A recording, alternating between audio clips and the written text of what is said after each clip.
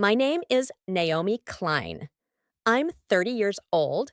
I'm a pediatric speech therapist.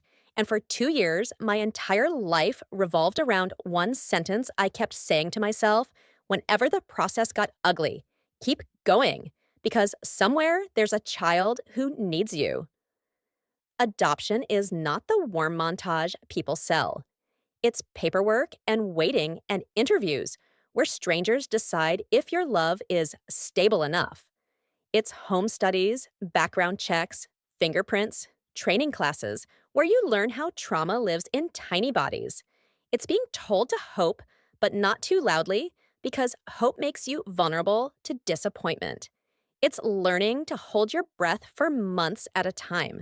My husband, Ethan, and I couldn't have children. We tried. Then we stopped trying because trying was turning our marriage into a grief schedule. We moved into adoption with the quiet determination of people who had already mourned one dream and were building another. We took the classes, got licensed, prepared a nursery that felt like an apology to the empty space. We kept a small box in the closet with baby clothes we'd been given by friends, tags still on, like we were saving evidence that someone believed in us. Then we got the call: a newborn, a baby girl, 2 days old. The birth mother wanted a private adoption and had selected us from our profile. The agency asked if we could come meet the baby within 24 hours.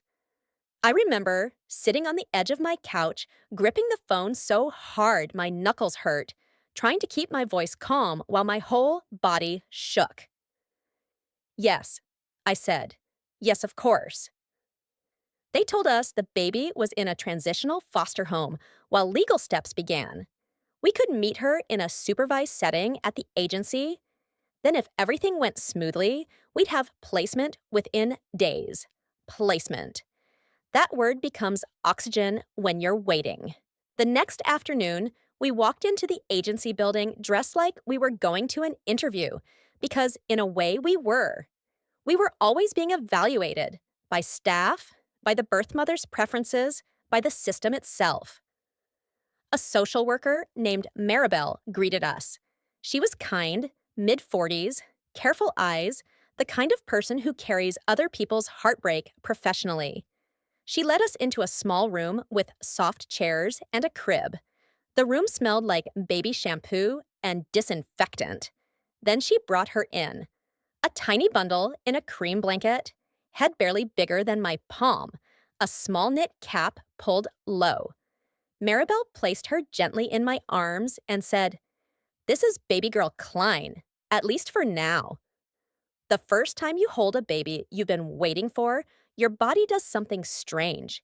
It remembers a love you haven't practiced yet, but somehow knows. She was warm.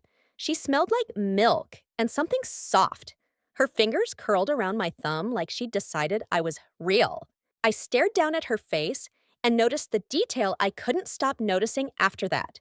Her left eyebrow had a tiny faint mark, like a little crescent, almost like a birthmark, small but distinct. Ethan leaned close, tears in his eyes, and whispered, "Hi, sweetheart." The baby's eyes fluttered, dark and unfocused, and then her mouth made that tiny searching motion newborns make, like they're trying to find the world by taste. We were told we could visit again the next day. Then, if the birth mother signed final relinquishment papers, we'd get placement. That night, I didn't sleep. I sat in the nursery we'd prepared and imagined her in it. I imagined the crescent mark above her eyebrow. I imagined her little fingers curled around my thumb again. I imagined the first time she'd smile and the first time she'd laugh. I imagined the life we'd been building toward finally arriving. The next morning, Maribel called and said, "The birth mother is ready to sign. Can you come in at noon?" I almost dropped my phone. "Yes," I said. "We'll be there." We arrived early. We sat in the lobby, trying to look calm while my heart beat like a drum. Ethan squeezed my hand. "This is it," he whispered.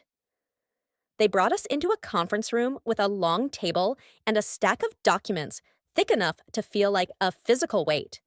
Adoption papers, placement agreements, medical releases, confidentiality forms. Each page needed initials. Each section needed a signature. It was the kind of paperwork that makes you realize love can be built out of ink and stamps. A different social worker entered the room first, someone I hadn't met. Her name tag said Karen. She smiled too brightly.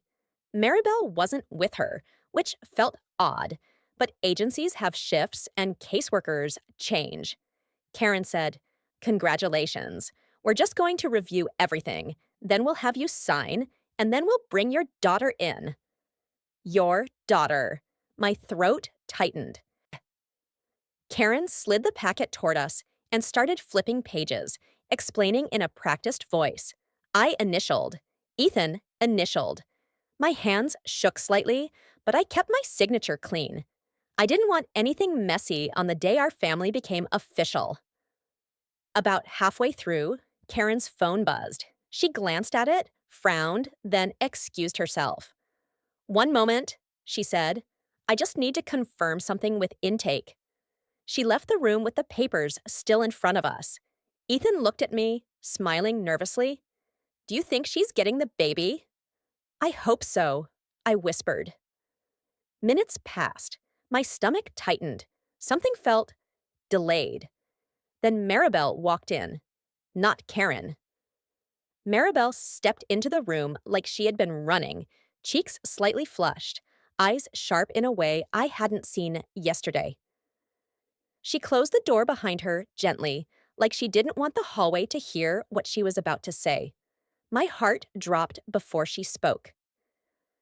"Naomi," she said quietly. I stood up halfway without realizing it.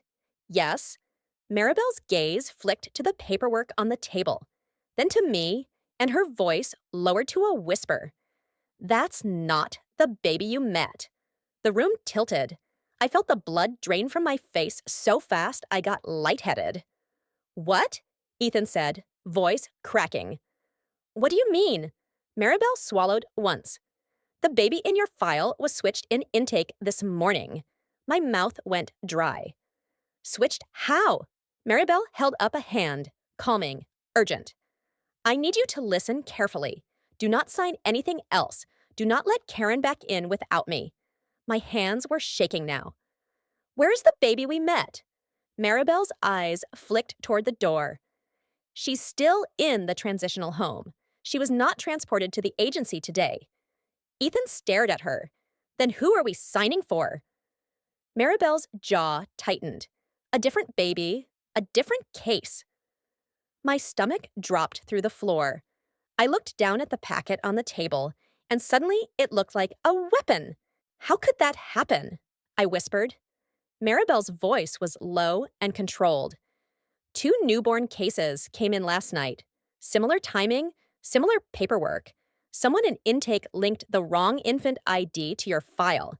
It may have been an error or—" She paused, eyes hardening. "Or someone tried to push a placement through the wrong family." Push a placement. My skin crawled. "Why would anyone do that?" Ethan demanded. Maribel didn't answer right away. She walked to the papers and flipped to a page, scanning quickly. Then she tapped a line with her finger, keeping it angled away from the camera on the wall in the corner, like she knew this room was recorded. "This case," she said quietly, "has a court deadline today. If the baby isn't placed, the agency faces penalties. Someone may have tried to solve a problem fast. Penalties, deadlines, a baby treated like a checkbox." My throat tightened with rage. "So they would give us a different baby?" I whispered, horrified. "And hope we don't notice?" Maribel's eyes met mine. "Most new parents wouldn't notice at 2 days old," she said softly. "But you would. You already mentioned the crescent mark." The crescent mark. My chest tightened painfully. I looked at Ethan. His face was white.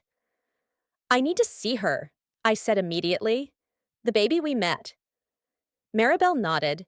"You will. but we need to stop this signing first. She stepped to the door, opened it, and spoke in a calm voice to someone in the hallway. Karen, can you come in? Karen returned a moment later, smile fixed in place. Hi, sorry about that. Intake had a question. Maribel didn't smile. We have a problem, she said. Karen's smile flickered. What kind of problem? Maribel's tone was crisp. This family met baby A yesterday. This packet belongs to baby B. Karen froze. Just a fraction. But it was enough. Then she recovered quickly, forcing confusion. That's impossible. Maribel leaned forward, voice still calm but sharper. It's not impossible.